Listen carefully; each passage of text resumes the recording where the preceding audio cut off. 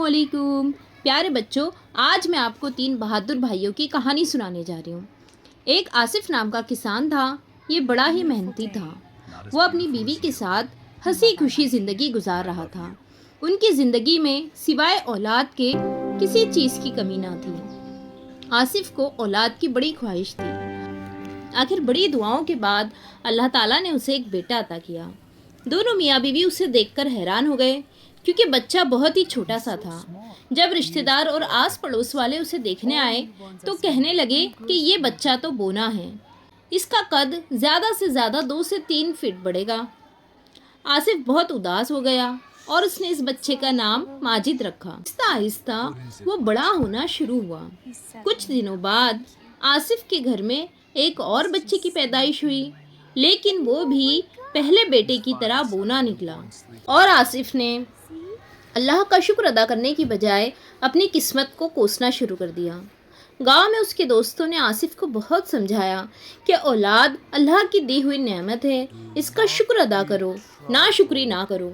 मगर आसिफ हर वक्त अपनी किस्मत को बुरा कहता था। उसे फिक्र थी कि ये जब बूढ़ा हो जाएगा तो इसके खेतों में इसके साथ कौन काम करेगा, ये बोने बच्चे इसके क्या काम आएंगे।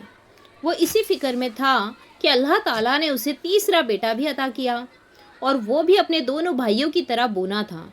आसिफ ने अपना सर पीट लिया। कई दिनों तक वो घर से बाहर नहीं निकला और चिड़चिड़ा हो गया। इसने अपने तीसरे बेटे का नाम साजिद रखा। वक्त गुजरता चला गया और इसके तीनों बेटे जवान हो गए, लेकिन ये तीनों की हाइट सिर्फ 3 फीट की ही थी। लेकिन तीनों बच्चे बड़े ही प्यारे, बड़े शरारती थे और अपने वालिद का काम में हाथ बटाते थे। वालिद फिर भी आसिफ इनसे खुश नहीं था। वो तो रह रहकर यही सोचता था कि काश के इसके बच्चे भी 6 फीट के अड़ियल जवान होते और इसके काम में हाथ बटाते। लेकिन इसके तीनों बेटों को अल्लाह ने एक प्यारा सा और तोहफा दिया था। इसका जो बड़ा बेटा था वो जानवरों की बोली समझता था और जानवरों की आवाज़ें निकालना जानता था।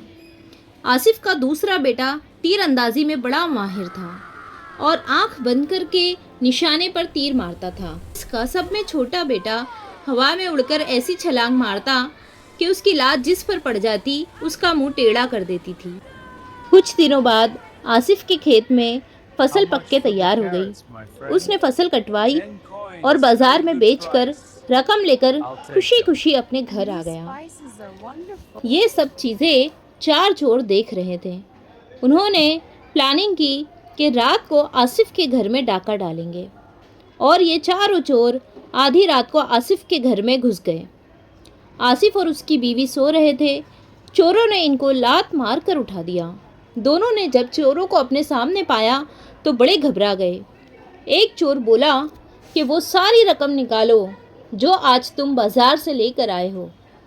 आसिफ ने कहा कि भाइयों, मैं बड़ा गरीब आदमी हूँ और इस रकम से मेरे पूरे साल का गुजारा होना है, ये जुल्म ना करो। लेकिन चोर तो फिर चोर थे। उन्होंने किसान को मारना शुरू कर दिया। आसिफ के तीनों बेटे ये पूरा मंजर छुप के देख रहे थे। इतने में इसका सबसे छोटा बेटा घर के ऊपर वाली छत से कूदा और उसने चोर को एक जोरदार लात मारी।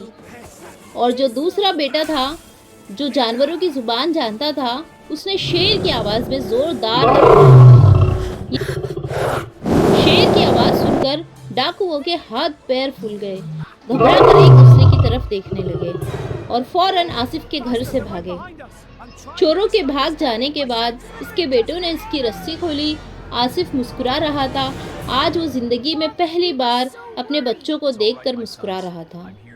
बच्चों ने अपने बाप की तरफ देखकर कहा, अब्बा, हम भले ही छोटे हैं लेकिन बड़े काम की चीज़ है। आसिफ ने बड़े ही प्यार से अपने तीनों बेटों को गले लगा लिया और कहा कि आज तुमने मेरी जान बचा ली, और मैं तुम्हें एक खबर देता हूँ, वो खबर मैं तुम्हें सुबह सुनाऊंगा। तीनों जिद करने लगे कि नहीं नहीं, वो खबर अभी सुनाइए। आसिफ ने जवाब दिया कि बादशाह ने ऐलान किया है कि उसकी 3 शहजादियों के लिए अच्छे और बहादुर शौहर चाहिए। तीनों भाई बड़े खुश हुए और कहने लगे, हम लोग सुबह होते ही वहाँ जाएंगे। अगले दिन सुबह होते ही तीनों भाइयों ने सफ़र के लिए सामान बांधा और शाही महल की तरफ रवाना हो गए। منزلیں طے کرتے ہوئے وہ شہر میں داخل ہوئے تو لوگ انہیں دیکھ کر ہنسنے لگے اور آپس میں باتیں کرنے لگے کہ یہ تو شاہی جوکر نظر آ رہے ہیں، یہ کیا مقابلہ جیتیں گے۔ تینوں بھائیوں نے لوگوں کی باتوں کو نظر انداز کیا اور وہ بادشاہ کے محل تک پہنچے۔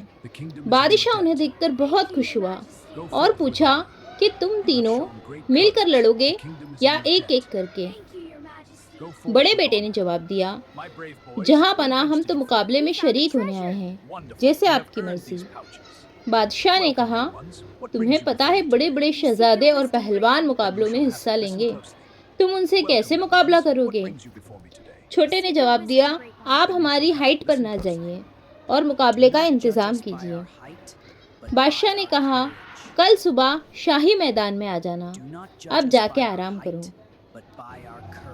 دوسرے دن میدان میں پاؤں رکھنے کی جگہ نہیں تھی، چاروں طرف لوگ بھرے ہوئے تھے۔ کئی نامی پہلوان، تیر انداز اور تلوار باز وہاں پر تھے۔ آس پڑوس کے ملکوں سے کئی شہزادے بھی آئے ہوئے تھے۔ سب میں پہلے تیر اندازی کا مقابلہ ہوا اور آصف کے دوسرے بیٹے نے یہ مقابلہ جیت لیا۔ اب جو ہے پہلوانوں کی باری آئی تو آصف کا سب میں چھوٹا بیٹا میدان میں اتر آیا اور اس کی ہائٹ کو دیکھ کے چاروں طرف سے لوگ ہنسنے لگے، اڑ کر رکھ دیے۔ بادشاہ سلامت بھی ہنستے ہنستے بے حال ہو گئے۔ اس طرح سب میں چھوٹا بیٹا یہ مقابلہ جیت گیا۔